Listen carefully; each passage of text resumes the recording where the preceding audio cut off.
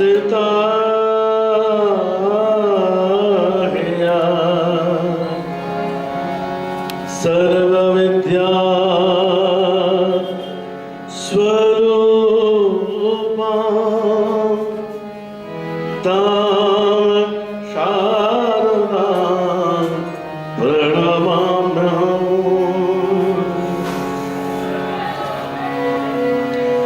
जननीं शारदां देवीं रामकृष्णं जगद्गुरुं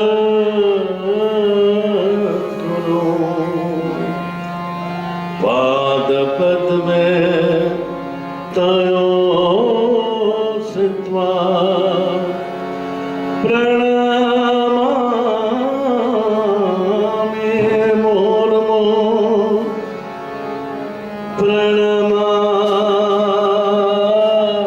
प्रणमामि मुहुर्मुहुः प्रणमामि मुहुर्मुहुः।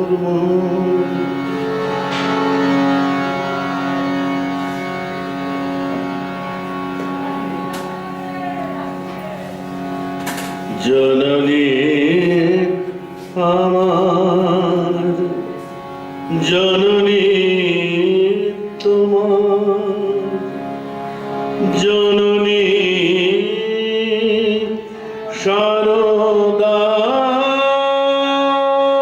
শারদামণি जननी সতীর जननी পাপী জগতের ঠাকুরানী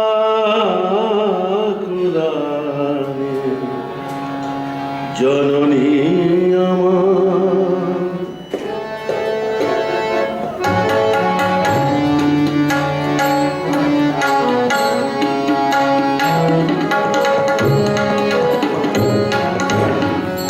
जननी আমার जननी তোমার जननी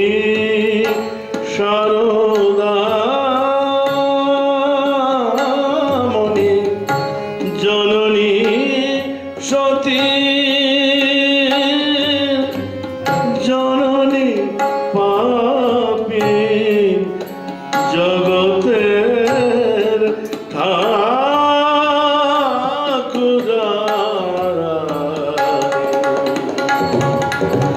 जननी আমার जननी তোমার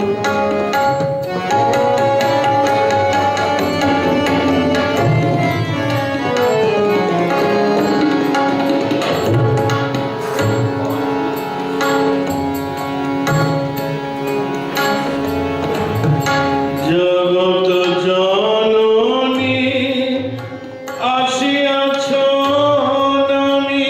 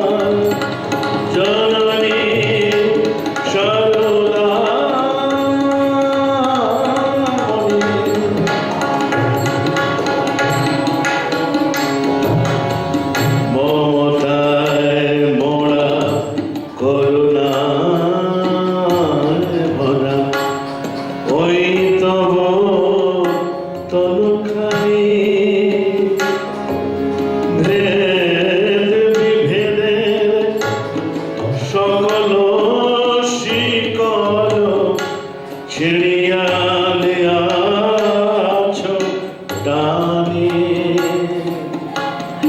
ব্যথিত ব্যথায় ভেঙেছে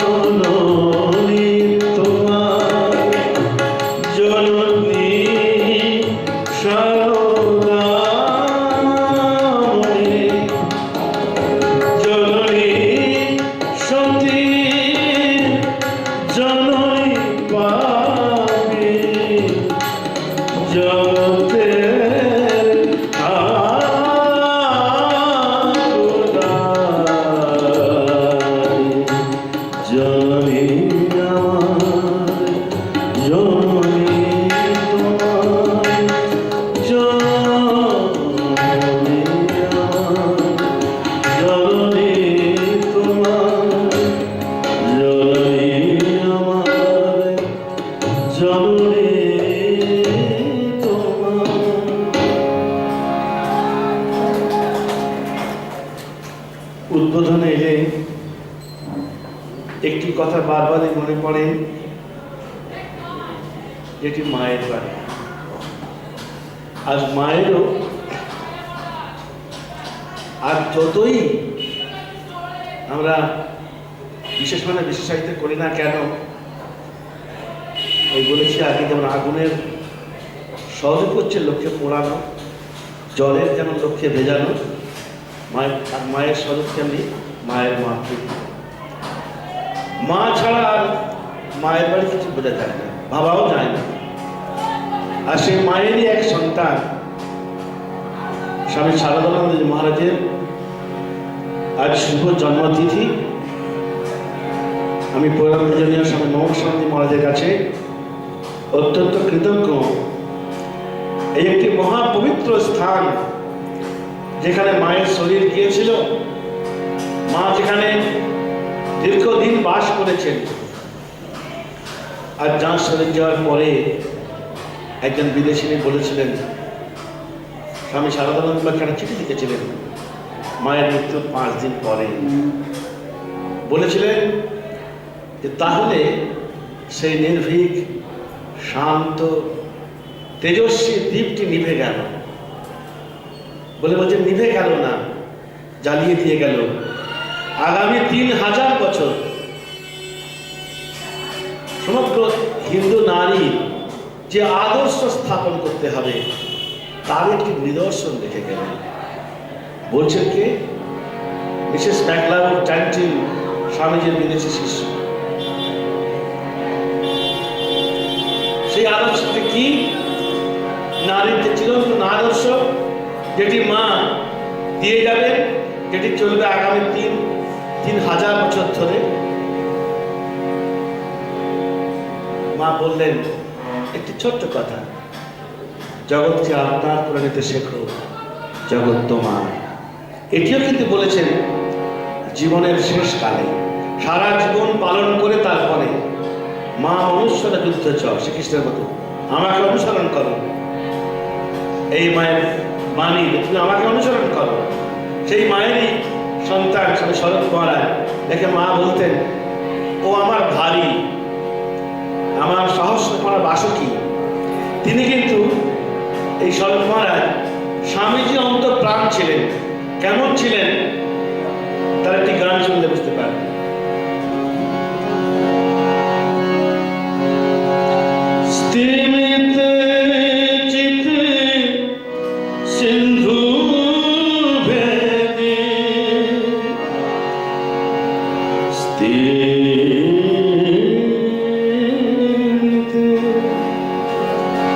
স্তিমিতে চিতে সিন্ধু ভেদি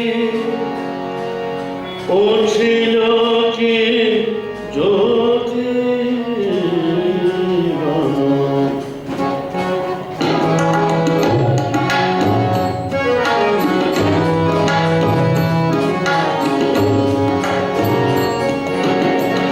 স্তিমিতে চিতে সিন্ধু ভেদি উঠিল কি জ্যোতি ঘন কোটি সূর্য গলাইয়ে ছাঁচে ঢালা কান্তি যেন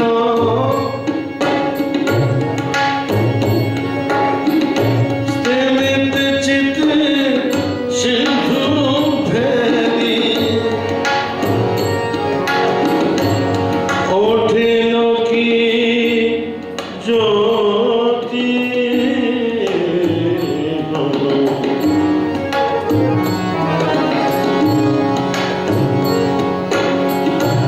মায়া খণ্ডিত অখণ্ড বাদী বুঝে নিলা কেবা হেন উজ্জ্বল বালক বেশে উজ্জ্বল বালক বেশে অখণ্ড ঘর প্রবেশে কোটি সূর্য গলাইয়ে ছাঁচে ঢালা কান্তি যেন স্তিমিতে চিতে সিন্ধু ভেদি উঠিল কি জ্যোতি ঘন।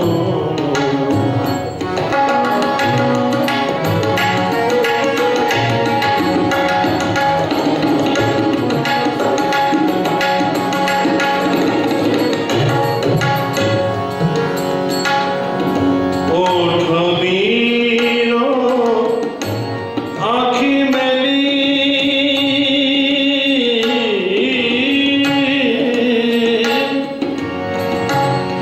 ওঠ বীর আঁখি মেলি চলো ধার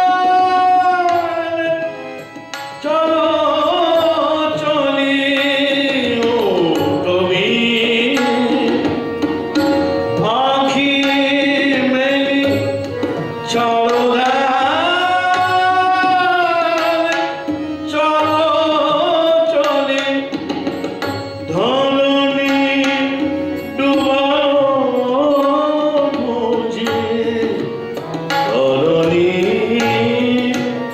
ডুবালো বুঝি অবিদ্যা কাম কাঞ্চন কোটি সূর্য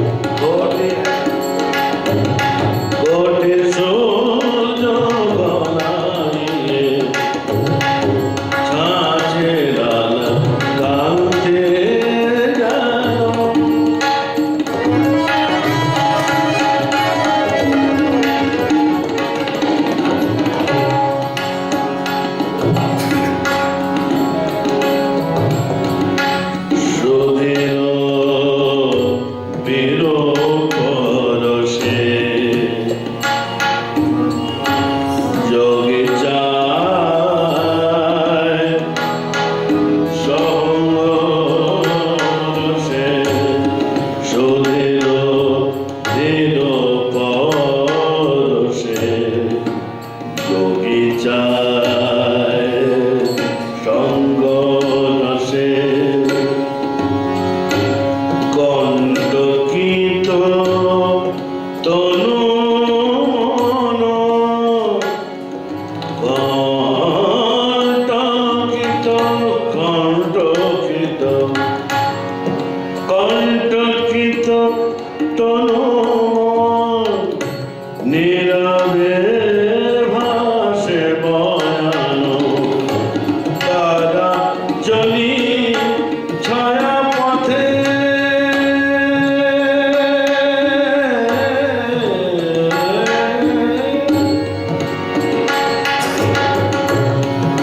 তারা চলি ছায়া পথে স্পর্শে ধরা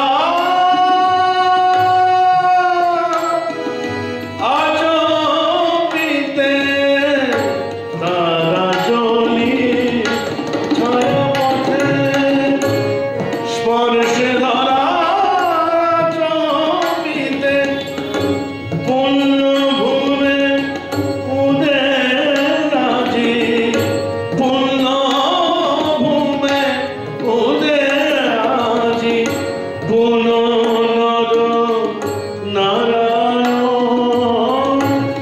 পুণ্য ভূমে উদের রাজি পুনর নারায়ণ পুনর নারায়ণ পুনর নারায়ণ কোটি সূর্য গলায় ছাঁচে ডালা কান্তি যেন স্থিরিতে চিতে সিন্ধু ভেদি উঠিল কি জোরে গণ কোটি সূর্য গলায় ছাঁচে ডালা কান্তি যেন স্থিরিতে চিতে সিন্ধু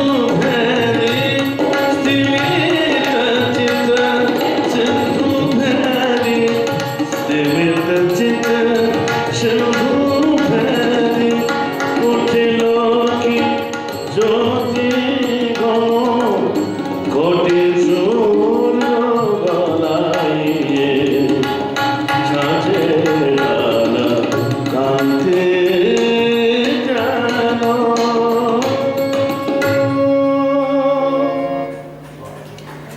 এই হচ্ছেন স্বামী সারদানন্দের মাঝে ধারণা বিবেকানন্দের সম্বন্ধে। তিনি প্রথম দিনেই তার সেই নিজের পছন্দের মানুষটাকে চিনতে পেরেছিলেন। তাই তিনি স্বামীজির গান করার কায়দা সুবহু নকল করেছিলেন। অনেকেই শরৎপনাথের গান শুনে বুঝতে পারত না যে স্বামীজি গাইছেন না শরৎপনাথ গাইছেন। একটি মাত্র তফাৎ ছিল, যেটি তফাৎ হচ্ছে একদম পূর্ব আর পশ্চিমের মধ্যে তফাৎ। স্বামীজির গলা ছিল মেঘের মতো গম্ভীর, বলছেন বিটোফেনের সেই সুরের সম্মিলন যেন তার গলার মধ্যে ছিল। আর শরৎপনাথের গলা ছিল বামা কণ্ঠ, একটু নাকি ফিরে দাঁত চেপে গাইতেন। স্বামীজি ভাববার কথা অনেক কথা বলেছেন ঠালে ঠালে শরৎপনাথের সম্বন্ধেই বা গঙ্গা দিনের। বলছেন গান করা কি ঢঙ্গি কি নকল, আবার দাঁত চেপে মুসলমানি ওস্তাদদের মতো গান করার নকল করতেন। কিন্তু সুর তাল লয় স্বামী সারদানন্দের মাঝে খুব ভালো ছিল। কণ্ঠটি ভগবান প্রদত্ত, কিছু করার ছিল না তাঁর। কণ্ঠটি একটু মেয়েলে ছিল, কিন্তু তিনি গান ভালোই গাইতেন। কারণ তার গানের সার্টিফিকেট দিয়েছেন যিনি, তিনি খুব বড় গানের বোদ্ধা ছিলেন। ঠাকুরের মানসপুত্র স্বামী ব্রহ্মানন্দজি। আর শরৎপনাথ নিজেও বলতেন যে আমি নরেন্দ্রনাথের কাছে যে গান শিখতাম, ওনার গানের ঢং নকল কীভাবে গাইতেন সে শুনে আমি ওটা আমার রাজা মাঝখানে গিয়ে একটু সার্টিফাই করে নিতাম ঠিক হচ্ছে কিনা গানগুলো। মহারাজ বললে তারপরে আমি বুঝতাম যে গানগুলো শেখা ঠিক হয়েছে। তিনি পাখোয়াজ বাজাতে পারতেন, তানপুরা পাখোয়াজ বাজিয়েছেন অনেক জায়গায়। একবার দেহভোগে গেছেন নাগ মহাশয়ের কাছে, সেখানে তিনি অনেকগুলি গান গেয়েছেন, তার মধ্যে এই গানটি একটি।